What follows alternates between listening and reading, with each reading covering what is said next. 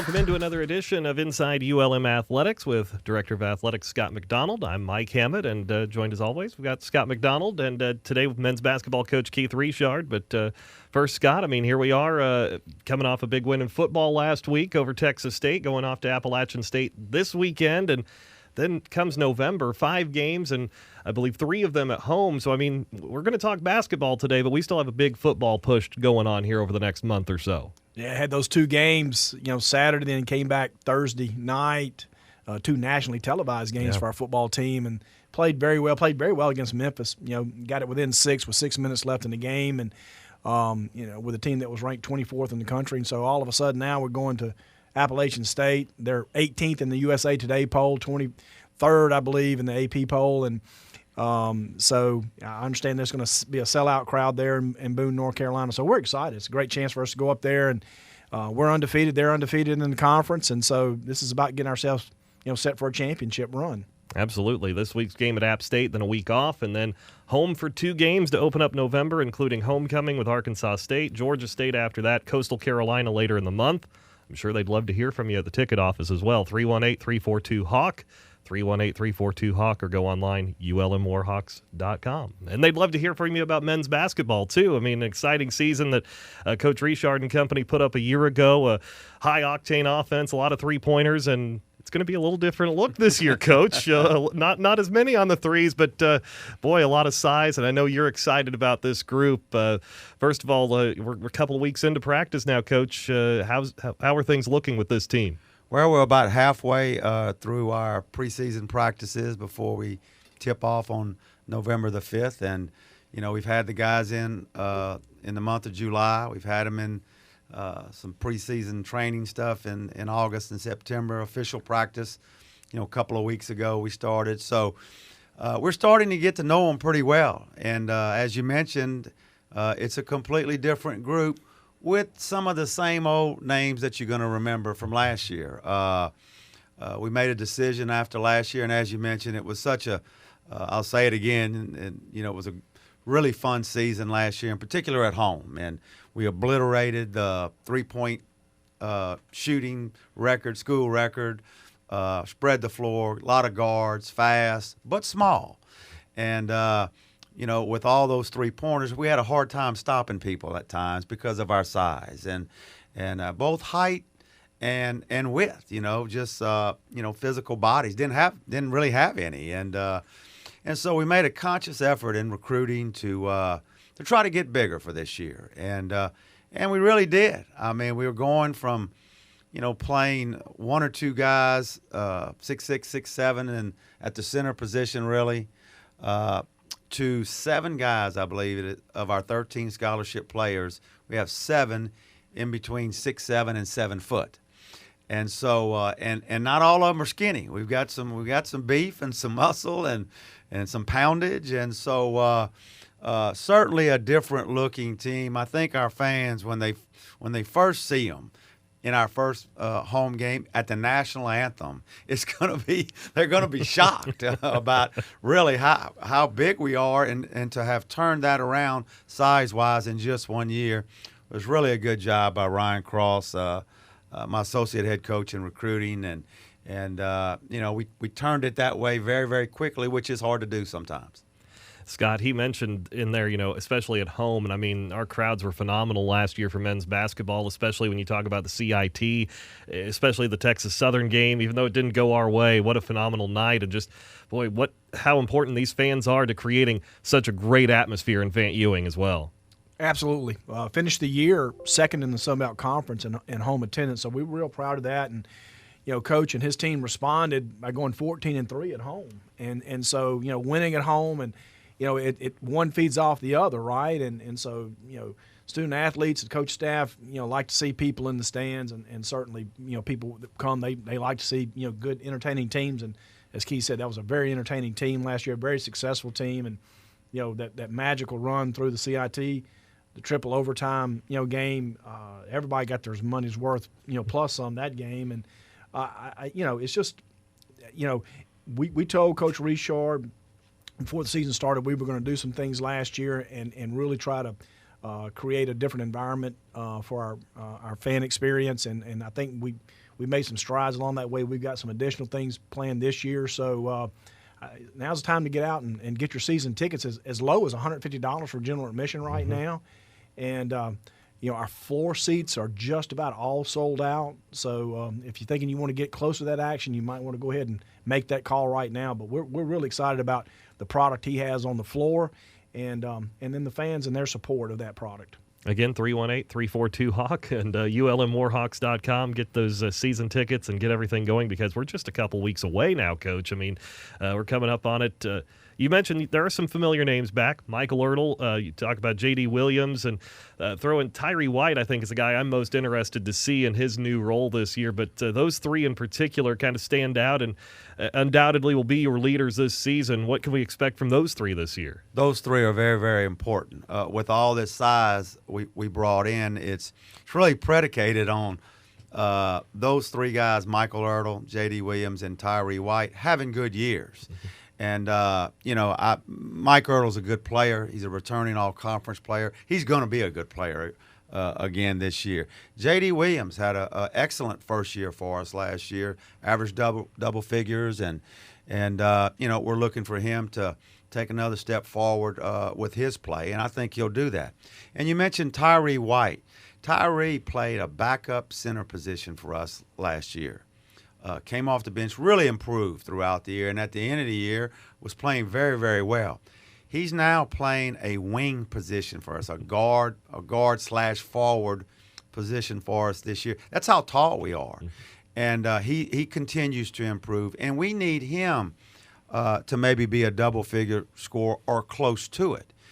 If those three things will happen, Mike, J.D., and Tyree, we're counting on them a lot because we got a lot of new guys, 8 newcomers. They are big, a lot of them, but they are new, and there's going to be some growing pains in terms of inexperience in Division I, in particular early on. But, Mike and J.D. and Tyree have all looked very good in practice, and they should, but if they can play well for us and have good seasons, I think these newcomers are really going to blend in well with them, and that's what we're seeing on the floor right now. A lot of different lineups we can play, Mike. That's the thing I've noticed so far as well is that, we kind of have 3 or 4 teams within our team. And it'll be interesting to watch through the season how all that pans out. It'll be interesting to watch how we do it within a game even, And so we're still working on an identity for this team. Last year's team, their identity became the three-point line, no question about it, with all the threes that they made. And, even our opponents knew that we were going to shoot a lot of threes, and we still shot them and made them. And so this team, it's a new team. Every year's different. They have to develop their own identity. What are they going to be? Privately, I kind of think that this team has a chance to be really, really good defensively. Defending, rebounding, protecting the rim. I think it might even could be special in those categories, with some of the things we saw so far. So, but we'll see, and that's what the non-conference schedule's, for, to develop all that and see where this team takes us. And I know we're very, very excited about it. I know our fans will enjoy seeing them play starting November the 5th. To kind of follow up on Tyree, too, real quick, to have a guy go from the post to the wing, how unique of a situation is that? Well, I looked at it in July. I had it in my mind going into the summer with all the newcomers. And I don't want to compare Tyree to Majuk Dang, but because it's two different players. But we played Majuk Dang at this same position his last year here. A guard/forward, a wing position. We call it the 3 spot in basketball. And we played Majuk there his senior year. And it allowed us to be really tall and long and not lose anything defensively because of his size at the 3. Sometimes you have to guard smaller, quicker players. And so I wanted to try Tyree at that position in July, and well, I got through the July, and I went, that didn't look bad now. That didn't look bad at all. And had a good feeling about it, and we've continued it, and he's enjoying it, and he's got a good skill level.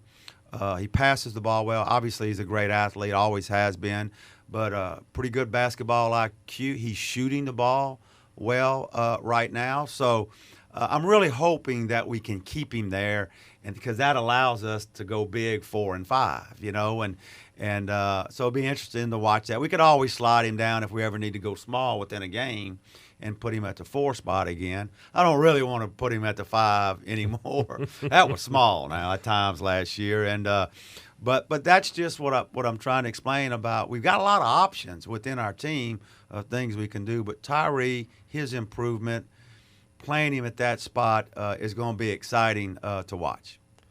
The other thing about this group is I look through the roster as well, not only a lot bigger, but you have some guys from all over the map, all over the United States, all over the world. You bring in a couple of guys from Africa. You've got a couple Canadians. I mean, it seems like you guys have done a nice job like putting out a wide net to try to find these guys. I know a lot of them come from the JUCO ranks around here in the U.S., but just how does that kind of help where you've got a lot of backgrounds, a lot of basketball backgrounds too in this team coming in this year? Well, first of all, we've had some success with foreign players, and so that helps us in recruiting other foreign players. We can show them, hey, this Majuk Dang, this Tyler Ongwa, guys that have played for us in the past.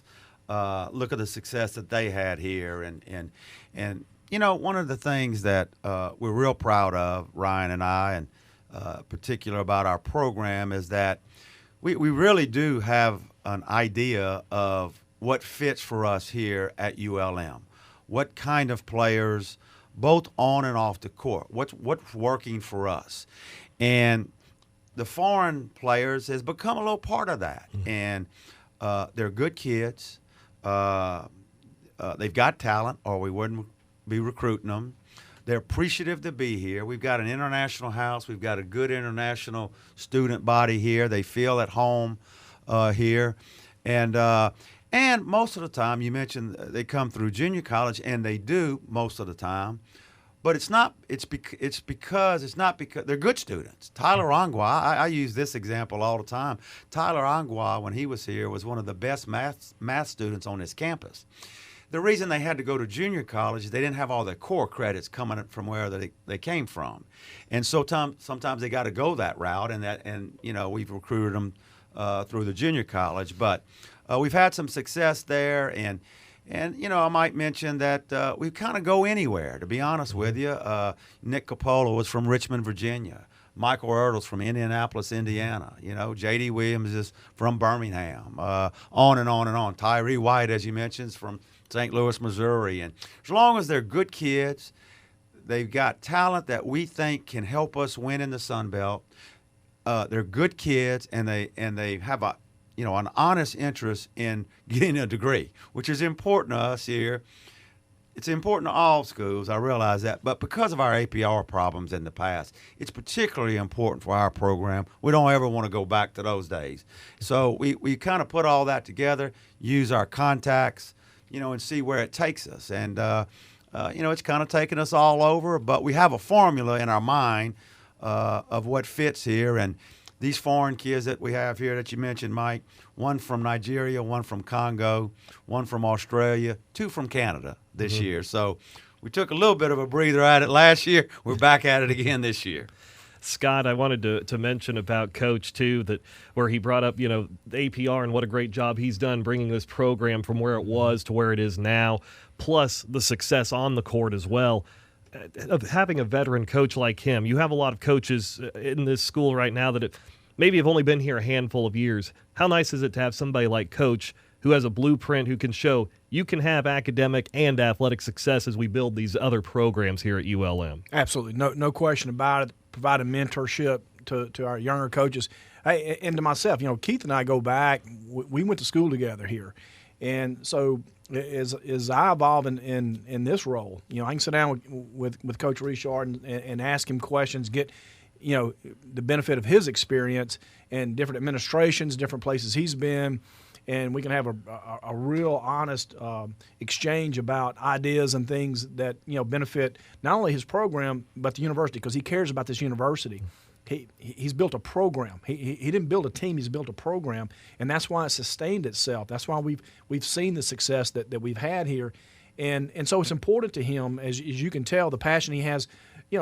Great players, but great people. He wants to have great people in this program, and they're graduating. They have 1,000% on their APR, and then in the community as well, because you see them involved in a lot of community activities, in supporting this community. So, as we like to say, on the field, in the classroom, and in the community, we're winning. We're building champions, and that's what it's about. And I'm just as excited as he is about this upcoming year.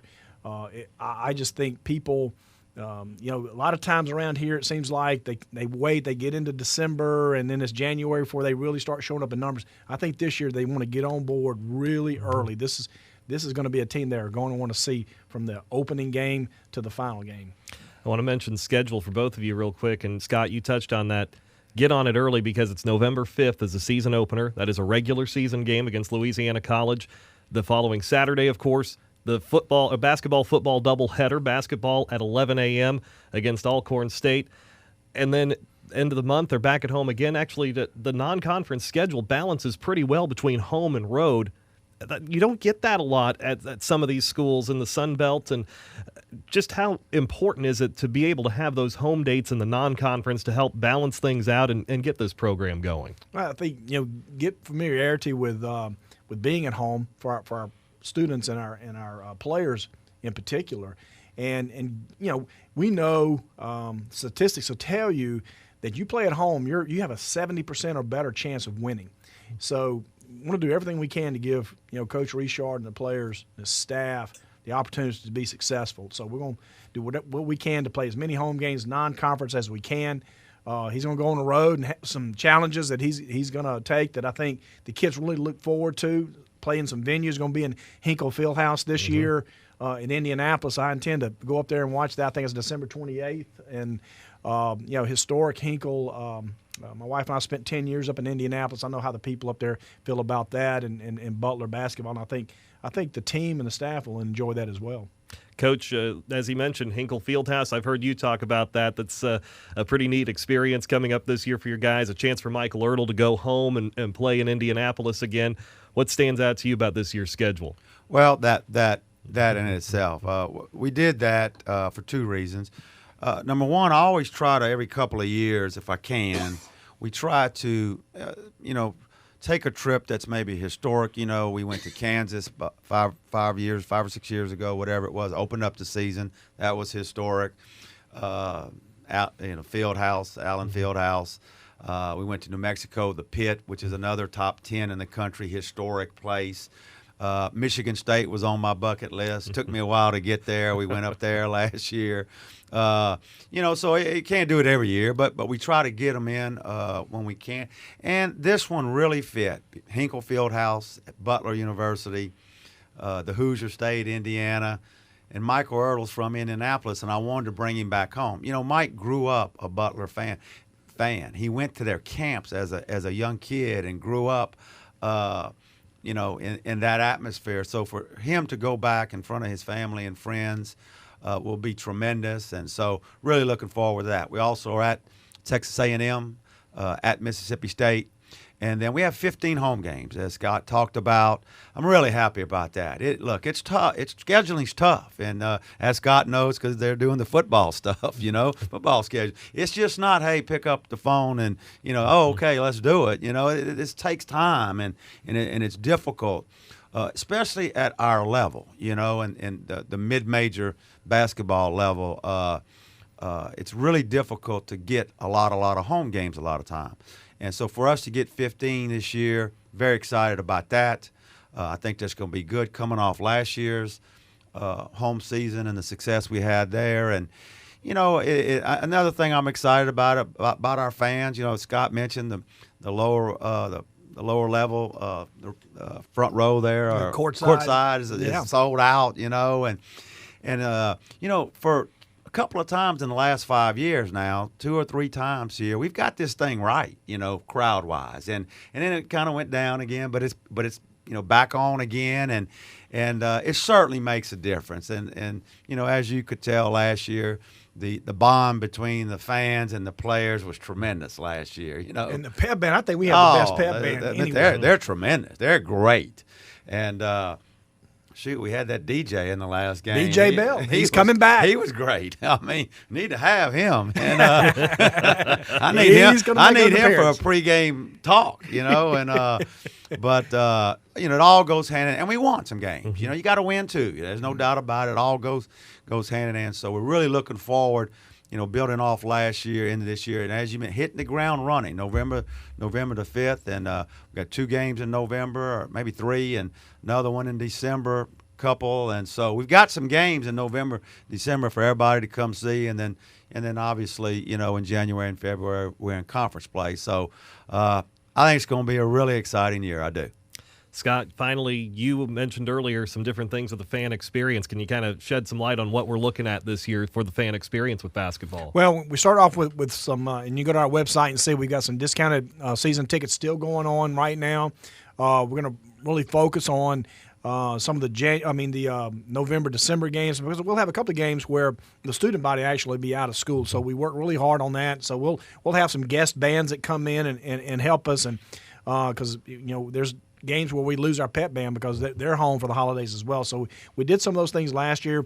We'll have some food. We'll have an appearance of BJ Bell. He'll come back and help us with a few games, and what a tremendous job he did. Yeah. So we're going to have some different packages in season this year for our fans who might look at our weekend or conference particular situation. So all of those things we'll package up and be communicating out. I'm just telling you, this team's going to be special. In fact, I'm telling people right now, go ahead and make your reservations in New Orleans and come watch this team in the Sun Belt Conference tournament, because they're going to do special things. Coach Richard, thank you for the time. Best of luck this season. Scott, as always, great working with you again today. This has been Inside ULM Athletics with the Director of Athletics, Scott McDonald.